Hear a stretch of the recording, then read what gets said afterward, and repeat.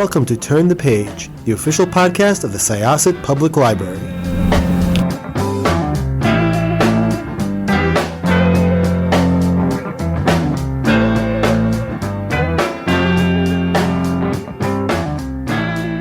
Hello, everyone. Welcome back to Turn the Page.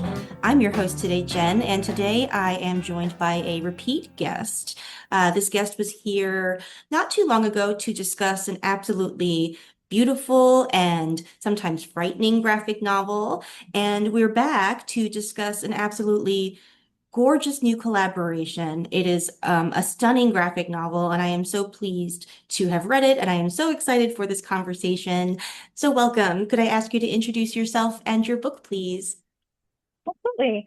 My name is Nicole Goux. I am the illustrator of This Place Kills Me, which is kind of a YA murder mystery that takes place in a boarding school, like a conservative boarding school in the 80s in New England. And it features our main character, Abby, who is sort of out of place. She's a new transfer student. She comes from the city, from public school.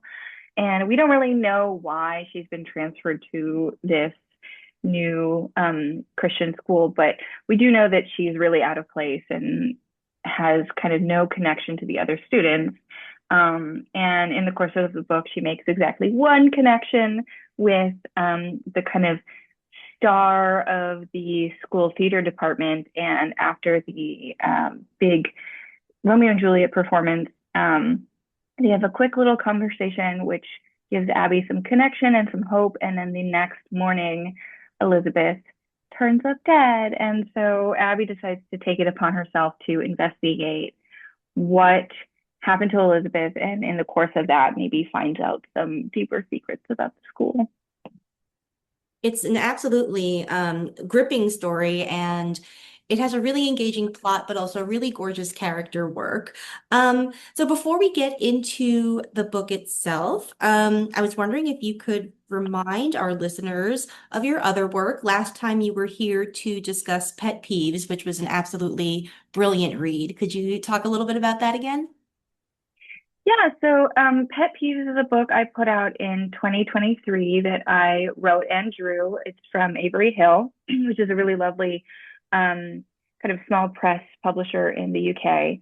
And it is, I call it everyday horror because it's mostly slice of life. And it is generally about kind of the struggle of graduating from school, from college and having learned all the skills of your trade and everything you need to know and feeling proficient and all that, but having no skills in making a business and a career and a life for yourself and feeling really lost.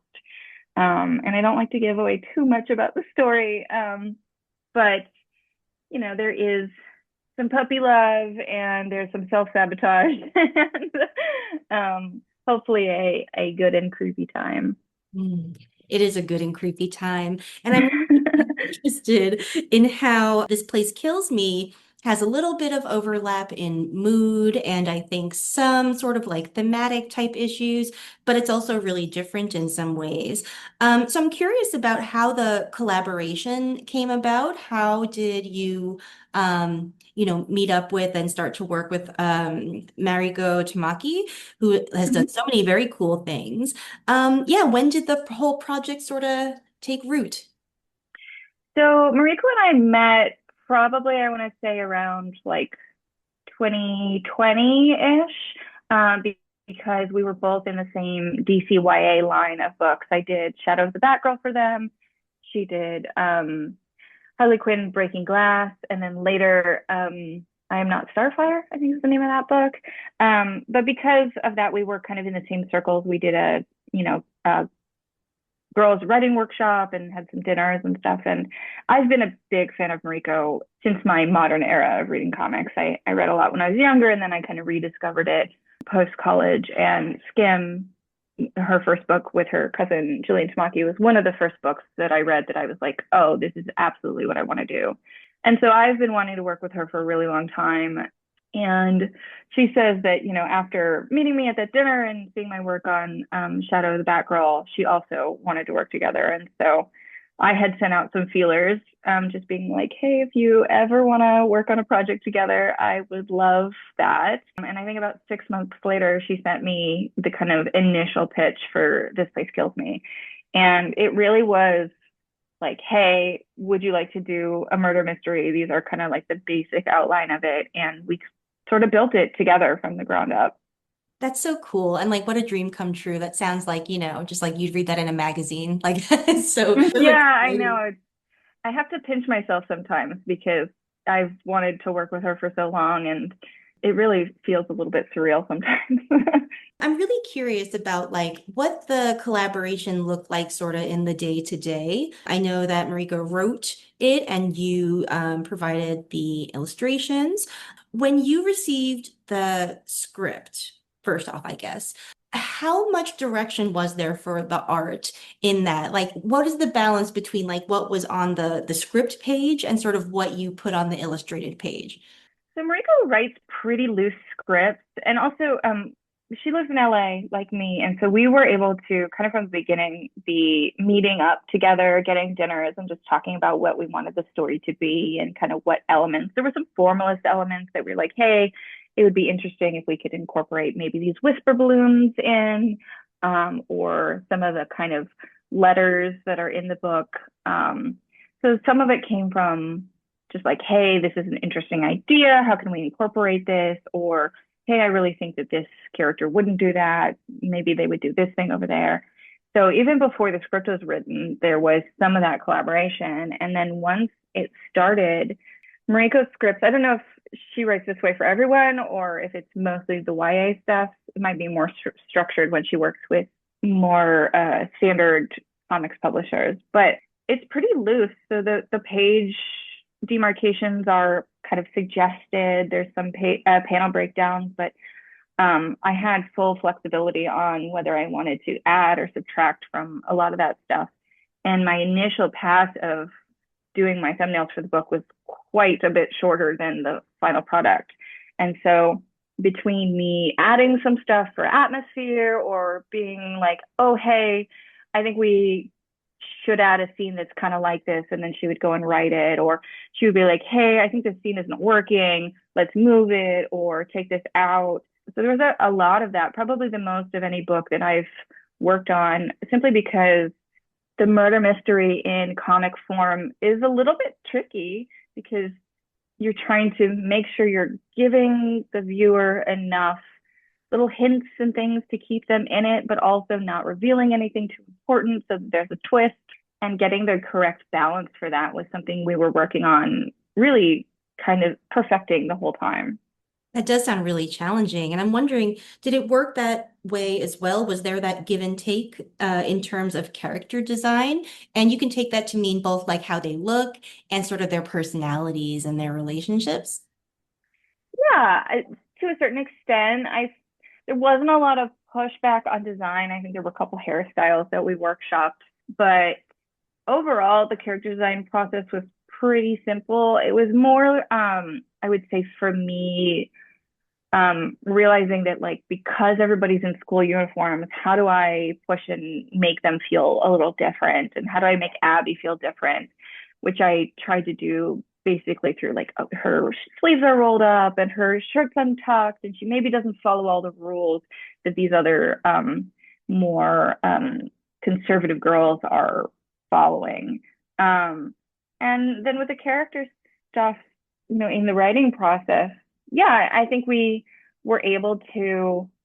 Mariko is very open to my opinions about everything, and I, having worked with a collaborator very closely, I usually work with my partner Dave Baker, and we are very honest with each other about story. I don't think I realized that I am very honest about my opinions about things, maybe to a fault. And fortunately, Mariko is very open to that, because I just really we both really wanted the book to be as good as possible. And I think being vocal about how you feel about whether a thing is working or not, or what you think a character would do, is only going to push the book to be better. And I think I really love collaboration because of that. When you work in isolation, you don't really have someone telling you, hey, this isn't really working. It might need to be a little bit different, unless you work with an editor. But I think that Mariko and I did so much self-editing together that it really made the book as good as we could possibly make it. I'm curious about, let's say, world building, because as you said, it's set in a Catholic school. It's the 80s, and if Mm-hmm. it seems like I'm avoiding the plot, it's just because I don't want to, reveal anything. So I'm trying to Yeah. ask questions at the edge of it. Usually talk about world building in terms of Mm-hmm. fantasy or sci-fi or something that's not like this world. But I think you do a lot of world building too when you're doing a period piece. And so I'm curious about like what your end of that looked like what visual details to include. Like the ones that stood out to me as somebody who was like a very small child in those years was the troll pencil, Mm-hmm. the MS-DOS computer class. Like I absolutely remember doing one of those that like tripped me out. Yeah, what was that like for you? Well, some of that comes from Mariko because she's a little bit older than me, and so she kind of lived through more of the 80s. I was born in 89, so technically I was born in the 80s, but almost. I'm completely a 90s child. So some of that, like the computer class, I mean, I took computer classes, but they were maybe not quite the same version of that. That came from Mariko. It was a bit of a balance because we had this idea of having the school feel very kind of conservative, and we wanted it to feel kind of like the 50s and old fashioned. So my initial path through the book was had a lot less of those details. And I realized as I was making it, hey, like I really do want this to feel like it's in the 80s. And so how do I make it more clear when everybody's wearing the same outfit? It's a conservative, kind of formal New Englandy school, and they're not really allowed to have a lot of stuff in their dorms, in their environment. They can't have TVs, they can't have radios or whatever. And so I started going back through and trying to diffuse that in little places with the troll doll pencil and with there's some like Nancy Reagan posters and a little just like nods to the fact of this is happening in a certain time and place. And the one scene that we really get to play with, well, I guess there's two, but the one scene that I really get to play with is when they do go out of the school into the little town and they get to have different outfits and different jackets. And, we went back and forth on what jacket Abby should be wearing for a while to make sure it felt right for the time period. And that part is really fun because I actually really love designing clothing for my characters. I tend to not do I've designed a character and they're going to wear their outfit like a uniform, which makes things much simpler for cartoonists. But also, I think there's a lot of fun to be found in creating new outfits to express who they are throughout. And I did feel a little bit like, oh, everybody's wearing the same thing. I don't have the freedom to do that. So pushing to, like I said, make Abby feel a little bit more lax, a little bit less like a rule follower, things like that. Helped in that process, but that's not as specifically 80s related. And some of those details you mentioned feature in the plot as well, because there is, like a drug scare at the school. You hear Yep. rumblings of satanic panic, I think, from people who are sort of on the edges of the story. And I really think that like all that sort of stuff that was happening in society at the time, combined with the slightly oppressive like Catholic private school environment, creates this real like sort of pressure cooker of these girls who are extremely cut off from the world outside of them, but enmeshed in this like pretty brutal social hierarchy within the school. Yeah. Mhm. Yeah. I mean, how often is it that the theater kids are the popular kids at that school? Yeah. Yeah, I was a theater kid, and that was not true at my school. So Yeah. I'm really curious about the relationship that you build between Abby and her roommate Claire, who is the student reporter who is sort of initially sort of researching the story as part of her, let's say, quote unquote, professional duties as a student reporter. Yeah. And is like a little bit more invested as she goes along. Could you talk a little bit about, I guess, developing their relationship and how that how that relates to your role as artist.